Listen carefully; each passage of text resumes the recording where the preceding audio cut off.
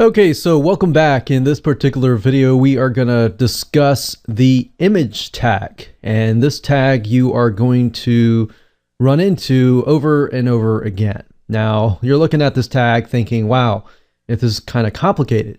And not really. The image tag really looks like this. The rest of it I'll explain in just a minute. So, image tag allows you to grab any image, whether it's an external image from a different website or even your internal image that might be sitting on your website. It acts just like a hyperlink, and which you'll learn later on. But where it starts out with is the tag here, of course, these brackets surrounding it, and it starts with IMG, standing for image for short, and then you put a space, and then you put SRC, which stands for source, or basically image source equals quotations, and then of course the file name inside. Now, like I said, this could be a file that is sitting on your server. It doesn't necessarily have to be a .jpeg or .jpg. It can be a .png file. It can be a .gif. Any sort of image file, it will work.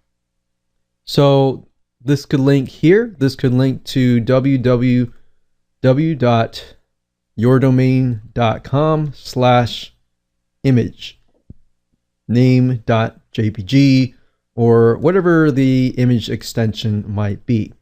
So that's how easy it is to create a image tag. And without having to even go to Composer, you can simply type this in and pull any image that you want in. Now, what you saw earlier was the alt tag. So if we add an alt tag, so after we've done this, after the quotation has closed that URL off, now we can put a space and we can put the word alt equals quotation. And alt tag is basically going to tell Google or any other search engine robot what the image is all about. So what you're doing is you're taking a step further and making it more search engine friendly. So the alt tag is pointing to what it is all about. So let's say, for example, this is an image of a puppy. So let's say a golden retriever puppy. So you would type in golden retriever puppy, and you might be able to type in what it's doing. Maybe it's biting, and your image is about how to stop puppies from biting. So Google will read that and it will say, okay, this must be about golden retriever puppy biting. Does the content that is surrounding it actually relate to this? And if it does, then that's a good sign. Now, the other stuff that you saw was what we call the style, the width, and height. Now, typically, you're not going to run into that unless you want to resize the image. So I'm not really going to teach you that right now. I would rather you go to Composer and test it out there, but I don't want to overwhelm you, and I want you to just memorize that you have the tag here. So let's do that again. So starting from scratch, image source, remember? So I like to start with the bracket. Now, the image tag does not have a close tag necessarily. It's just IMG SRC, so image source equals that. So I like to do that. And then I put the file name inside and the extension. And that's essentially it. And then alt tag equals quotation, and then the SEO friendly keyword. And that's it. That's all you have to do. Now, whenever you add the width and the height, that is only if you want to resize it. So if you want to resize it, then you can add a width and height. But for now, I just want you to learn the basics, and let's jump on over to Composer and I'll show you. So if I go to Composer here, and let's say, for example, that I'm going to center align this image, I'm going to go ahead and click on image, and I'm going to go ahead and find an image. Now, these images are on my computer, obviously.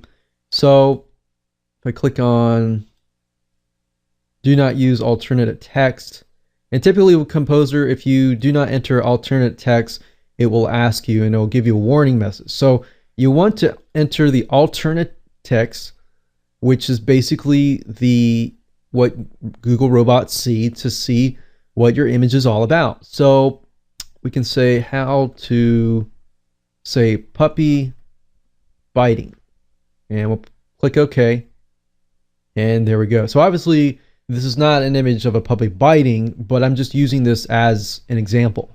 Now if you click on source here, you will see that we can see the IMG and the SRC down here. Now of course there's a style down here which is telling us the style and the alt tag. But if we were to remove this, this is what it would look like. We can see IMG SRC equals the location of the file. Now, I've said this before, but Composer will generally directly link to your computer, and you don't want that. You want it to link to your website or to the file. So if this HTML file is located in the same folder as your image, then you can simply remove everything and just simply put the file name between the quotations. And that's probably the easiest way to go. Now, if your image is in a specific location on your website, the easiest thing to do is find the location and then put the location here. Just make sure that this is not linking to your computer, because when you upload it to the internet, nobody else can see your computer except for you. So it may work for you, but it's not going to work for everybody else. So I'm going to leave it at that, and so we can keep it simple. But if you ever want to resize it via Composer without needing to know all the width and height and all the styling and stuff like that, you can always double click it and go to dimensions, and you have the actual size here. You can do custom size, and what I like to do is make sure that the constraint option is selected, simply because if a picture, let's say for example, is 900 by 597, you don't want to distort it when you decrease it down to 500.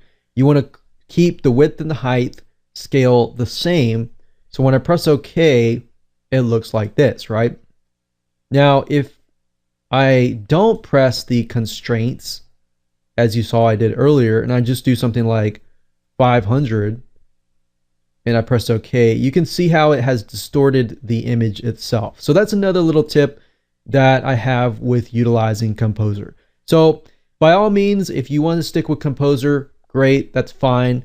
But I'd highly recommend you at least memorize this simple tag, because when it comes to editing with WordPress or any type of content management system that utilizes an HTML editor, sometimes you're going to run into snags along the way. And if you know this tag, then you can get past simple roadblocks. All right, so hope you enjoyed that video, and we'll move on to the next one.